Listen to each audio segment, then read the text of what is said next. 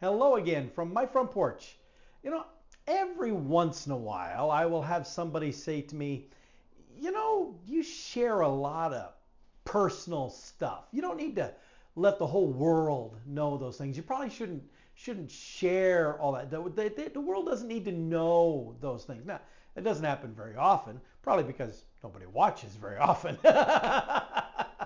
But I understand and usually that's being said out of some word of caution for me. That I guess they're afraid someone's gonna, steal my identity, knowing all of this stuff about my life. I don't know if you want it, hey.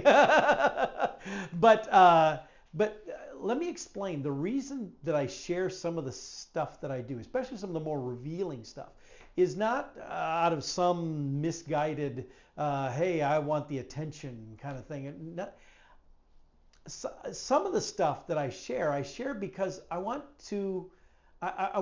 somebody who's watching, who's wrestling with these things, to know they're not alone, and to know that it's okay to talk about that thing. It's okay to open up and share about some of this stuff. Carrying it all on your own shoulders and doing it all yourself can be very self-destructive. Now, I'm telling you, that is my motivation for sharing some of the stuff that I share, and yet I'm going to turn right around now and completely contradict myself with what I'm about to share.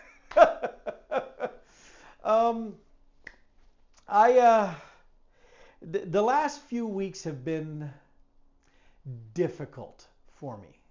I'll just say it that way. I'm not going to go into all the details about stuff, but I had issues going on, a lot of pressure going on with my work, with my job, and not like oh, I'm going to lose my job, but just the stakes suddenly got raised in a lot of ways, and I was finding myself assigned to do things that theoretically maybe I should have been doing all along, but that was never clarified. That was never an expectation that was set. Now all of a sudden it is the expectation, and I got to scramble to catch up to do what it is that I recognize now I probably should have been doing all along.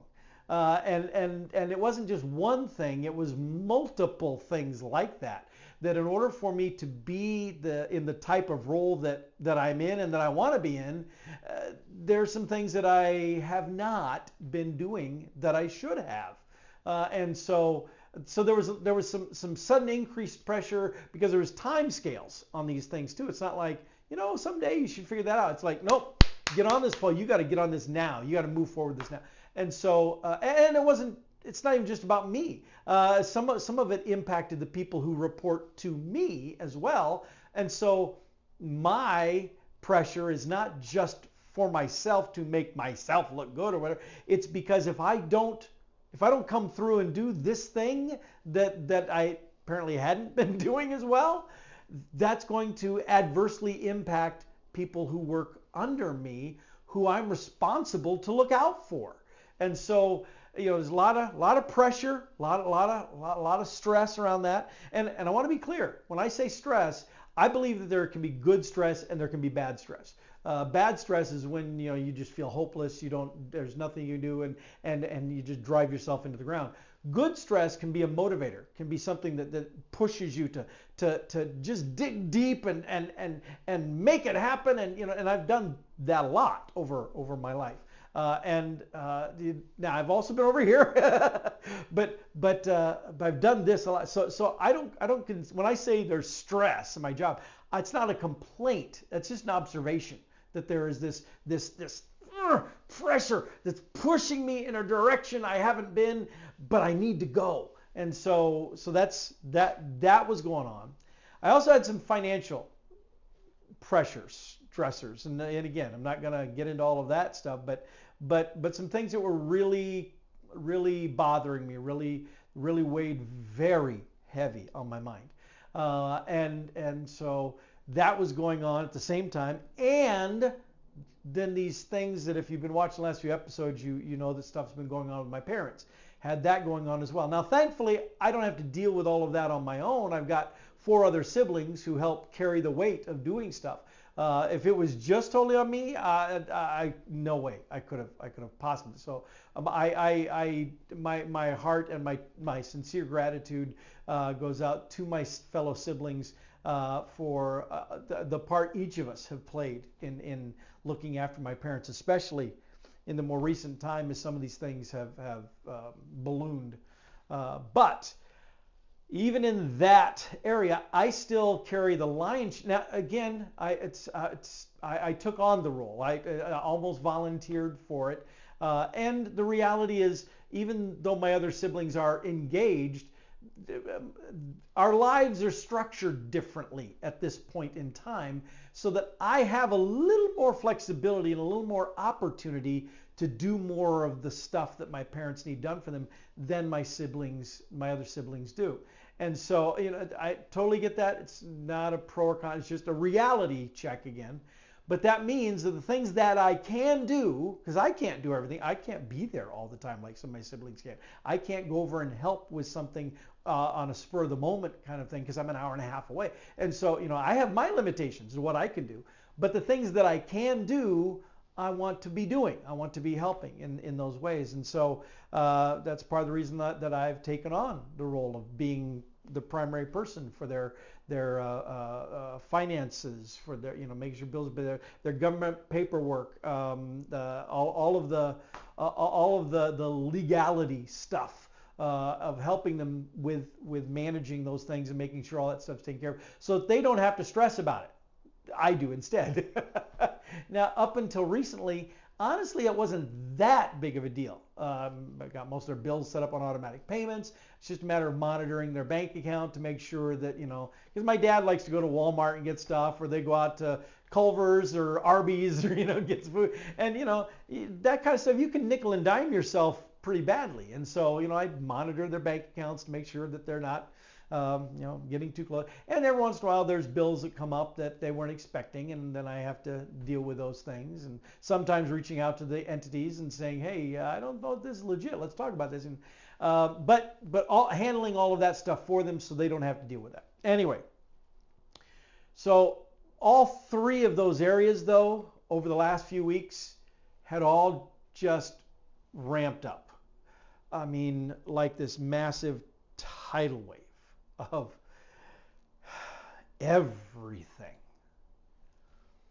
And I violated the very thing I was just encouraging all of you a few minutes ago at the beginning of this episode. I withdrew. Andrew Jackson, his home, his estate, it's still there. You can go visit. It's called the Hermitage. And he called it the Hermitage for the very reason that it sounds like. The word hermit being a French word that means, someone who is a recluse, who is pulled away from the public and is in private. And that's what the Hermitage was, his estate. It was his place to retreat to from his time, as a military officer, certainly his time in politics as President of the United States and other stuff. But to just get away from everybody and be a recluse, be a hermit at the Hermitage. That was what that purpose was for. And I can relate to that because that's where I was these last few weeks. As I wrestled with these 3 different areas, and some of them at the same time, some of them, overlapping, that there was demand for this and for this and for this. It's all at the same time. And how do I get this all done? There was a lot of sleepless nights. There was really bad dietary habits where, sometimes it was cramming in a bunch of sugar food to boost myself, to keep myself awake. Sometimes it was being so stressed doing stuff, not eating at all. Not good. I'm not giving you these as tips and advice. This is me just being honest about where I failed at the advice that I just gave. And honestly, I feel like there was a point there where I struggled with some depression as well. because I love live music. I have a lot of wonderful friends here in the Des Moines area, people who at least they act like they like to see me, they like to have me around, and I enjoy going out and hanging out with them. Different people that fill a different role in my life that fun gravitates around, and I didn't want to go do anything. I didn't want to see anybody. I just wanted to be at my Hermitage, just here, just leave me alone, shut the world out. I'm just here. I got all this to deal with, all this weighing me down. I don't know what I'm going to do. And instead of asking anybody for help, and I have wonderful friends. I could start listing the friends who would readily be there for me if I just said, hey, I need your help. I didn't reach out to any of them. Partly because I was ashamed of the situations, especially the financial ones, of how embarrassing it would be to have to tell somebody else, this is my situation. I've got to find a way to solve this myself. And even as I say that, my gut instinct is there's someone's probably watching that know exactly what I'm talking about, and you're dealing with that exact same mentality right now. Now, I would like to say, it would be a really great, wonderful, positive thing for me to say, but I did open up and I did talk to somebody and they helped me see blood. No, I did not. Now, on things related to my parents, as I said, I have my siblings, and so I was able to talk with my siblings about some stuff, and we were able to work through some things. But ultimately, it was the medical professionals who stepped in and helped grease the skids, if you will, to get the insurance company to finally acquiesce and let my mom be in skilled care. And I was able to also talk to some of the folks involved with the programs that my parents have for their Medicare and Medicaid, to get some answers from them for my dad, to put him at ease about things as well. So that situation then became a bit more resolved. And as you saw, my dad even saying that he actually is okay with my mom being where she is right now because he knows she's getting taken care of, and he's not stressing about how to take care of her when he can't do that. And so that kind of worked its way out. The financial thing, I did finally speak with someone in a position of authority that we talked through some things that I was able to get all worked out. And it's not like poof, it's all evaporated. But the stress that was up here is now little itty bit down here, because now I know what is the reality and what I can do. Whereas before it was all, oh my God.